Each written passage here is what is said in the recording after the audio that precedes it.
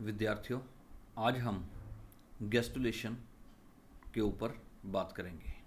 इससे पूर्व के चैप्टर में हमने ब्लास्टुलेशन का अध्ययन किया था, जिसके अंतर्गत यह बताया था कि क्लीवेज के दौरान विभिन्न कोशिकाओं के स्तर बन जाते हैं, जो कि परिधि की ओर व्यवस्थित होकर ब्लास्टोडर्म का निर्माण करते हैं, जिसके फलस्वरूप ब्लास्टुलावस्था के केंद्र में एक कैविटी बन जाती है जिसे ब्लास्टोसील कहते हैं। परंतु इस चैप्टर में हम ब्लास्टुला अवस्था से अगली अवस्था गैस्टुला स्टेज का अध्ययन करेंगे। तो चलते हैं गैस्टुलेशन। गैस्टुलेशन क्या है? जब एक स्तरीय ब्लास्टुला अवस्था में कुछ विशेष कोशिकाओं की गति तथा उनके पुनर्विन्यास के फलस्वरूप द्वि अथवा त्रिस्तरीय गैस्टुला अवस्था में परिवर्तन की क्रिया को गैस्टुलेशन कहते हैं। इस प्रकार की कोशिकाओं में विभिन्न प्रकार की कोशिकीय गतियां होती हैं, जिन्हें मॉर्फोजेनेटिक मूवमेंट्स अथवा फॉर्मेटिव मूवमेंट्स या संरचनात्मक गतियां कहते हैं, जिसके फलस्वरूप क्रमशः कुछ प्राणियों में दो स्तर अर्थात एक्टोडर्म एवं एंडोडर्म एवं कुछ प्राणियों में तीन स्तर क्रमशः एक्टोडर्म, मीजोडर्म व एंडोडर्म का निर्माण हो जाता है। इन तीनों स्तरों का निर्माण अलग अलग प्राणियों में अलग अलग प्रकार से होता है। फॉर एग्जाम्पल, लोअर कॉर्डेट जैसे प्रोटोकॉर्डेट्स, फिशेस एवं एम्फीबियंस, इनमें सर्वप्रथम दो स्तरों का निर्माण होता है, जिन्हें क्रमशः एक्टोडर्म एवं मीजोडर्म कहते हैं, एक्टोडर्म एवं मीजो एंडोडर्म कहते हैं। और सेकंड स्टेप में मीजो एंडोडर्म पुनः विभाजित होकर मीजोडर्म एवं एंडोडर्म में परिवर्तित हो जाती है, जबकि हायर कॉर्डेट जैसे एविस, रेप्टाइल्स एंड मैमल्स में तीन स्तरों का निर्माण दो स्टेप में होता है। पहले स्टेप में एक्टोमीजोडर्म का निर्माण एवं एंडोडर्म का निर्माण होता है, और सेकेंड स्टेप में एक्टोमीजोडर्म पुनः दो स्तर क्रमशः एक्टोडर्म एवं मीजोडर्म में अलग हो जाती है। और इस प्रकार हम देखते हैं कि लोअर कॉर्डेट एवं हायर कॉर्डेट में दोनों प्राणियों में गैस्टुलेशन के अंत में क्रमशः तीन जनन स्तर प्राइमरी एक्टोडर्म, प्राइमरी मीजोडर्म एवं प्राइमरी एंडोडर्म का निर्माण होता है। प्राइमरी जर्म लेयर के भविष्य का अध्ययन सर्वप्रथम पेंडर ने किया और यह बताया कि इन स्तरों से वयस्क के कौन कौन से अंगों का निर्माण होता है। अब हम चलते हैं कैरेक्टरिस्टिक्स ऑफ गैस्टुलेशन। गैस्टुलेशन की कैरेक्टरिस्टिक्स क्या है? गैस्टुलेशन मुख्यतः निम्न लक्षणों को प्रदर्शित करती है। नंबर 1, इस केस में मुख्यतः कोशिकाओं में फॉर्मेटिव मूवमेंट्स अथवा संरचनात्मक गतियां संपन्न होती है, जिसके फलस्वरूप कोशिकाओं का रीअरेंजमेंट होता है। नंबर 2, इस समय विदलन की दर बहुत धीमी पड़ जाती है। नंबर 3, भ्रूण के आकार में किसी प्रकार की कोई वृद्धि नहीं होती। नंबर 4, मेटाबॉलिक क्रियाएं संपन्न होती हैं, जिसके फलस्वरूप ऑक्सीडेशन के साथ साथ सिंथेसिस की क्रियाएं भी संपन्न होती हैं। केमिकल डिफरेंशिएशन की क्रिया के कारण विभिन्न प्रकार के प्रोटीन का संश्लेषण शुरू हो जाता है। ब्लास्टुलेशन के दौरान जो कैविटी ब्लास्टोसील का निर्माण होता है, वो गैस्टुलेशन के दौरान धीरे धीरे लुप्त हो जाती है और जिसके स्थान पर एक नई कैविटी स्थान ले लेती है, जिसे आर्केंट्रॉन कहते हैं। आर्केंट्रॉन भविष्य की प्राणियों की आहार नाल होती है। आर्केंट्रॉन का एक छिद्र होता है जिसे ब्लास्टोपोर कहते हैं, जो कि रोटेशन की क्रिया द्वारा अपने निश्चित स्थान पर फिक्स हो जाता है। लोअर कोऑर्डिनेट में यह ब्लास्टोपोर मुख में परिवर्तित होता है, अतः इन प्राणियों को प्रोटोस्टोमिया के अंतर्गत रखा जाता है। परंतु हायर कोऑर्डिनेट में यह गुदा में परिवर्तित हो जाता है, इसलिए इन प्राणियों को डिटीरोस्टोमिया के अंतर्गत रखते हैं। नेक्स्ट है मेथड्स ऑफ गैस्ट्रुलेशन। गैस्ट्रुलेशन के अंतर्गत विभिन्न प्रकार की गतियां जो संपन्न होती हैं, जिन्हें कि हम मॉर्फोजेनेटिक मूवमेंट्स अर्थात फॉर्मेटिव मूवमेंट्स कहते हैं, संपन्न होती हैं। यह दो प्रकार की होती हैं। नंबर 1 एपिबोली, नंबर 2 एम्बोली अर्थात अध्यारोहण एवं अंतरोहण। नंबर 1 एपिबोली। एपिबोली के अंतर्गत माइक्रोमियर सेल्स में योग की मात्रा मेगामियर की अपेक्षा कम होने के कारण उनमें तेजी से विभाजन होता है। इसके फलस्वरूप इनकी संख्या इतनी अधिक हो जाती है कि यह अंडे के अर्थात जाइगोट के एनिमल पोल के इधर उधर फैलना शुरू कर देती है। अर्थात माइक्रोमियर्स यानी कि प्रिजम्पटिव एक्टोडर्म बढ़कर मेगामियर को ढकना शुरू कर देती है और इसी ढकने की क्रिया को एपिबोली कहते हैं, जिसे निम्न डायग्राम में दर्शाया गया है। जैसा कि हम इस डायग्राम में देख रहे हैं कि एनिमल पोल की ओर कोशिकाओं का आकार छोटा व संख्या अधिक है, जिन्हें माइक्रोमियर्स कहते हैं, जबकि वेजिटल पोल की ओर कोशिकाओं का आकार बड़ा होता है, जिसे मेगामियर्स कहते हैं। और माइक्रोमियर लगातार वृद्धि कर मेगामियर को ढकना शुरू कर देती हैं और ढकने की क्रिया को ही एपिबोली कहते हैं। Number 2 emboli. एम्बोली के अंतर्गत प्रिजम्पटिव मेसोडर्मल कोशिकाएं, एंडोडर्मल सेल्स तथा कॉर्डा मेसोडर्मल कोशिकाओं में मूवमेंट्स की क्रिया होती है। ये कोशिकाएं ब्लास्टला अवस्था में वेजिटल पोल से एम्ब्रियो के अंदर की ओर एंटीरो पोस्टीरियर एक्सिस पर अंतर्गमन करना शुरू कर देती हैं। यह कई प्रकार की होती हैं। नंबर 1 इनवेजिनेशन अर्थात अंतर्गमन। जैसा कि डायग्राम में दिखाया गया है कि माइक्रोमियर लगातार वृद्धि कर मेगामियर के ऊपर बढ़ना शुरू कर देती है, परंतु माइक्रोमियर के बढ़ने की क्रिया अंडे के ग्रे क्रीसेंट भाग पर आकर रुक जाती है। इस भाग की ब्लास्टोडर्म की बाह्य सतह अंदर की ओर इनवेजिनेट अर्थात अंतर्गमित होना शुरू कर देती है और लगातार अंदर की ओर बढ़ती जाती है, जिससे एक नई कैविटी का निर्माण होता है, जिसे आर्केंट्रॉन कहते हैं।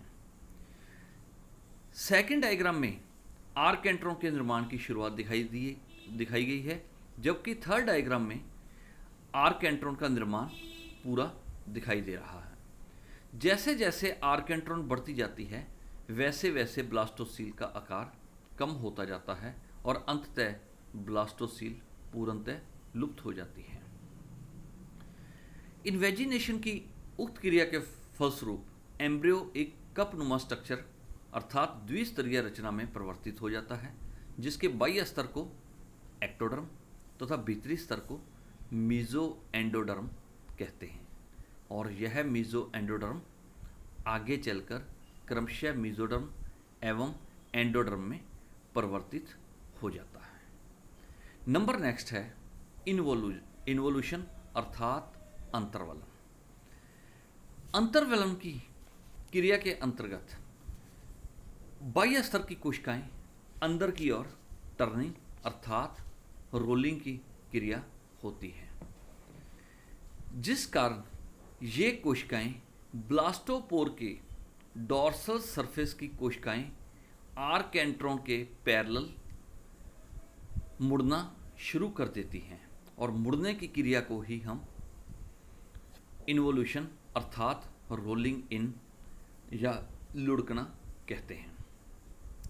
जैसा कि डायग्राम में दिखाया गया है, जो कोशिकाएं रेड कलर में मार्क की गई हैं वह कोशिकाएं अंदर की ओर लुढ़कर आर्केंट्रॉन की छत का निर्माण करती हैं, जबकि मेसोडर्मल कोशिकाएं आर्केंट्रॉन के फर्श पर स्थित होती हैं। आर्केंट्रॉन की छत पर प्रीजम्पटिव कॉर्डा मेसोडर्मल सेल्स इन्वॉल्यूट करके एक स्तर का निर्माण करती है, जो कि आगे चलकर नोटोकॉर्ड एवं मेसोडर्मल सेल्स में परिवर्तित हो जाती है। नंबर 3 है कन्वर्जेंस अर्थात अभिसरण। कन्वर्जेंस अर्थात अभिसरण क्या है? जैसे कि विभिन्न स्थानों की कोशिकाएं एक निश्चित स्थान पर एकत्रित होने लग जाती हैं, तो इस क्रिया को कन्वर्जेंस अर्थात अभिसरण कहते हैं। इस क्रिया के फलस्वरूप प्रीजम्पटिव मेसोडर्मल सेल्स एंडोडर्म तथा एक्टोडर्म के बीच एकत्रित होकर मेसोडर्म का निर्माण करती हैं। पॉलीलेसिथल अंडों में ये कोशिकाएं एक निश्चित स्थान पर एकत्रित होकर प्रिमिटिव स्ट्रीक का निर्माण करती हैं। इसके जस्ट अपोजिट है डाइवर्जेंस अर्थात अपसरण। डाइवर्जेंस अर्थात अपसरण क्या है? यह मुख्यतः पॉलीलेसिथल अंडों में पाया जाता है। जब एक्टोडर्म व एंडोडर्म के मध्य की कोशिकाएं एक दूसरे से दूर जाना शुरू कर देती हैं, अर्थात केंद्रीय स्थान से विपरीत दिशा में जाना शुरू कर देती हैं, इस क्रिया को अपसरण अर्थात डाइवर्जेंस कहते हैं। डाइवर्जेंस के अंतर्गत पॉलीलेसिथल अंडों में मेसोडर्म का निर्माण होता है। नेक्स्ट है इनफिल्ट्रेशन। इस प्रकार की क्रियाविधि पक्षियों तथा स्तनधारियों में पाई जाती है। पक्षियों में हाइपोब्लास्ट का निर्माण इसी विधि से होता है। इस क्रिया के अंतर्गत एरिया पेलुसिडा की कोशिकाएं तथा योग के बीच में एक कैविटी पाई जाती है जिसे ब्लास्टोसील कहते हैं। ये ब्लास्टोसील की कुछ कोशिकाएं और ये एक्टोडर्म की कोशिकाएं अर्थात एपीब्लास्ट की कोशिकाएं अमीबॉयड गति करते हुए ब्लास्टोसील के फर्श पर गिरना शुरू कर देती हैं और इकट्ठी होकर एक नया स्तर बनाती हैं जिसे हाइपोब्लास्ट कहते हैं। इस प्रकार एक नई कैविटी बन जाती है जिसे आर्केंट्रॉन कहते हैं, जिसकी छत पर एपीब्लास्ट स्तर एवं फर्श पर हाइपोब्लास्ट स्तर पाया जाता है। नंबर नेक्स्ट है डीलैमिनेशन अर्थात विपाटन। इस प्रकार की क्रिया भी स्तनधारियों एवं पक्षियों में पाई जाती है। इस क्रिया के अंतर्गत कोशिकाओं का एक ग्रुप दूसरे ग्रुप से अलग हो जाता है, अर्थात बहुस्तरीय स्तर से एक स्तर अलग होकर